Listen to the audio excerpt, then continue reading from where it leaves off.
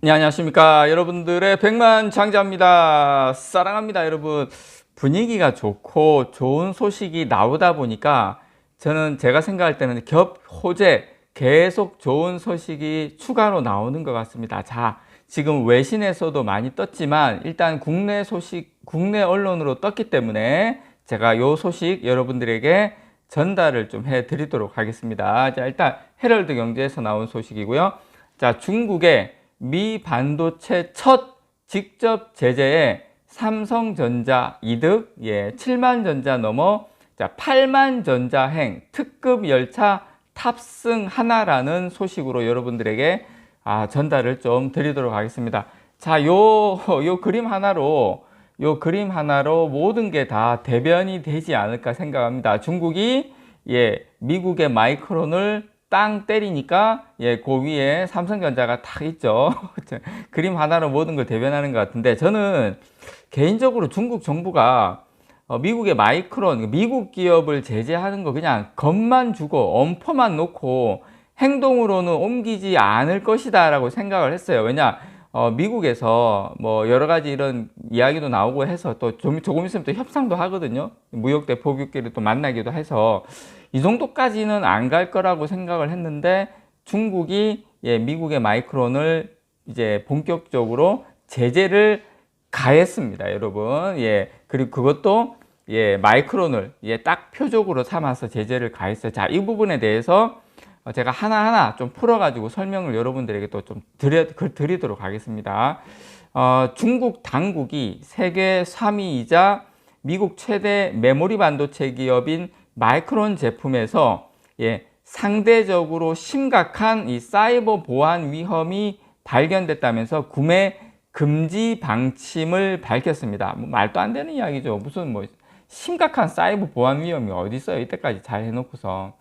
자, 일각에선 삼성전자가 이 마이크론의 빈자리를 메울 가능성이 상당히 높다라는 분석이 나오고 있습니다. 물론 제가 뒤에 또 말씀을 드리겠지만, 미국에서 뭐 삼성전자 보고 뭐 제재하는 것만큼 넣지 마라, 넣어라 이렇게 뭐 이야기도 한다는 소식을 드리겠지만, 기본적으로 어쨌든 우리 입장에서는 상당히 유리한 조건으로 가는 건 확실하게 맞습니다. 그리고 중국이 삼성전자에게 더 목매달 수밖에 없는 상황으로 간 건 확실하게 맞아요. 반도체 경기 회복 기대감에 상승세를 타고 있는, 거기다가 재고 조정까지 일어나고 있고 공급 축소까지 되고 있는 마당에 삼성전자에게는 겹 호재가 아닐 수가 없죠. 삼성전자 주가의 우상향 곡선 기울기가 더 가팔라질 수 있다, 저는 이렇게 보는데요. 기대감도 커지고 있는데, 지금 중국 국가인터넷 정보판공실, 명칭은 그렇습니다. 여기에서 검토 결과 마이크론 제품은 심각한 네트워크 보안 위험을 가지고 있는 것이 밝혀졌다, 이렇게 중국의 중요한 정보 인프라 공급망에 상당한 보안 위험을 초래해서 중국 국가 안보에 영향을 미치는 것으로 나타났다, 이렇게 밝혔어요. 근데 이게 여러분 국내 소식에 떴지만 사실 로이터 통신에서 보도가 나온 것이 지금 막 나온 겁니다. 자, 중국 당국은 이번 조사 결과에 따라 중요 정보 인프라 운영자는 마이크론으로부터 구매를 중단해야 한다고 강조를 했습니다. 중요한 정보 인프라에 대한 중국 당국의 정의에 따르면 운송에서 금융에 이르는 분야가 포함된다고 이 로이터 통신은 밝혔고요. 다만 구체적으로 어떤 유형의 회사 또는 사업에 적용될 것인지에 대해서는 아직 명확하게 밝히지는 않았어요. 중국의 마이크론에 대한 안보 심사는 이 시진핑 중국 국가주석이 집권 3기를 시작한 지난 3월 달에 전격적으로 이루어졌죠. 중국 당국의 이번 조치로 마이크론의 타격은 개인적으로 불가피할 것이라고 봅니다. 마이크론에게 중국은 미국 시장, 그 다음에 대만에 이어서 세 번째로 큰 시장입니다. 세 번째로. 작년 중국에서 마이크론은 회사 전체 매출의 정확하게 11%에 해당하는 한 4조 원 정도의 매출을 올렸습니다. 마이크론 전체 매출이 한 40조가 조금 안 되거든요. 근데 거의 한 4조 원 정도 매출을 올렸는데, 뭐 지금 전문가들은 그동안 미국의 중국 반도체 견제 조치에 수세적 입장을 취해왔던 중국이 반격에 본격적으로 나선 것이라고 해석을 하고 있는데요. 아마 개인적인 생각에는 이것을 지렛대 삼아서 다른 협상 카드로 쓰지 않을까, 저는 그렇게 생각을 합니다. 물론 단기적으로는 이건 어느 정도 중단기적으로는 그렇다고 해서 바로 뭐 아이고 뭐 없었던 일로 하죠, 이건 안 된다고 봐요. 이렇게 좀 힘들다고 보고. 자, 메모리 반도체 중 D램의 경우에 삼성전자하고 SK하이닉스 그리고 마이크론, 이 세 개 기업이 세계 시장에서 95%를 차지하고 있거든요. 그래서 중국의 마이크론에 대한 제재는 당장의 국내 반도체 기업 삼성전자에게 특히 호재로 작용할 가능성이 상당히 높습니다. 왜냐? 전체 메모리 반도체 특히 D램 같은 경우에 점유율이 거의 삼성전자가 45% 되기 때문에 마이크론 빠져버리면 삼성전자 입장에서는 거의 뭐 다 해먹는 거죠, 어떻게 보면. 자, 중국 측이 마이크론 제품에 대한 중국 내 판매 금지 조치를 부담 없이 실시할 수 있었던 것은 사실상 해당 반도체 부족분을 삼성전자, SK하이닉스 등에서 구할 수 있다는 생각 때문이죠. 당연하죠. 단기적으로는 어쨌든 간에 단기, 중기적으로는 저는 삼성전자와 SK하이닉스에 대한 이 여러 가지 투자자들의 기대감이 높아질 수밖에 없다. 저는 개인적으로 그렇게 봅니다. 지금 제가 봤을 때는 이 부분이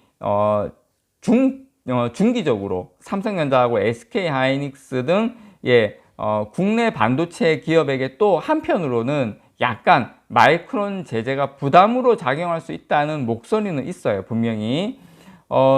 지난달 영국의 한 유력 경제지에서 미국 정부가 중국 당국의 마이크론에 대한 제재가 현실화될 경우에 그 공백을 삼성전자와 SK하이닉스 등 한국 기업이 채우지 않도록 한국 정부에 요청했다고 보도하기도 했어요. 예. 그래서 미국 정부가 한국의 메모리 반도체 수출 자체에 대한 이제 언급한 것은 이번이 처음인데, 미국에서도 물론 마이크론의 부족분을 메우지 말라고 한 건 맞습니다. 근데 이제 제가 말씀드리고 싶은 것은 중장기적으로는 이 부분에 아마 해당이 될 거예요. 그렇지만 단기, 중기적으로는 분명히 그 부족분을 삼성전자하고 SK하이닉스가 분명히 메울 수 있다. 저는 개인적으로 그렇게 봅니다. 물론 장기적으로는 어떻게 될지 모르겠지만 지금 한국은 미국의 대중 압박 속에서 주로 장비와 투자 측면에서 제한을 받아왔죠. 그래서 미국 정부가 작년 10월에 시행한 이 대중 반도체 장비 수출 통제 조치는 이 반도체 장비의 중국 반입에 제한을 두었는데, 이 미국 반도체 지원법을 통해서 생산 보조금을 받은 기업은 중국의 10년간 투자를 제한한다는 이 가드레일 조항 역시 기업들의 중국 내 생산시설 투자와 연관이 됐었습니다. 그래서 미국 정부는 작년에 인공지능, 그 다음에 슈퍼컴퓨터용 최첨단 시스템 반도체의 대중 수출을 금지하면서 엔비디아, AMD 이런 자국 기업 일부 제품의 수출을 제한을 했지만 한국 기업에는 특별한 해당 사항이 없었어요. 또 하기도 힘들고, 사실 외국 아무리 미국이라 하더라도 이건 뭐 장비 부품이 아니다 보니까, 소재 이런 것이 아니다 보니까. 그래서 지금 제 개인적인 생각에는 이 소재가 이 부분 때문에 저는 한국이 삼성전자, SK하이닉스가 마이크론의 부족분을 못 메운다 하더라도, 그 부분을 우리가 못 넣는다 하더라도 최소한 중국이 우리나라 기업에 대해서 큰 소리 치거나 이제 뭐 너희들 까불면 안 돼, 이렇게 할 수 있는 입지와 상황은 전혀 아니다라는 것. 그것만으로도 좀 상당히 의미가 있다라고 생각을 합니다. 삼성전자하고 SK하이닉스의 매출에서 중국이 차지하는 비중은 각각 4분의 1을 넘습니다.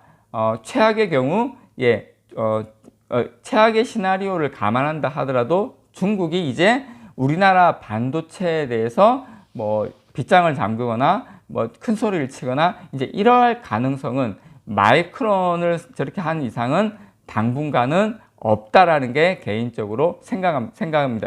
이것 자체가 저는 호재가 아닐까, 그렇게 여러분들께 말씀을 좀 드리고 싶습니다. 이상 여러분들의 백만장자였습니다.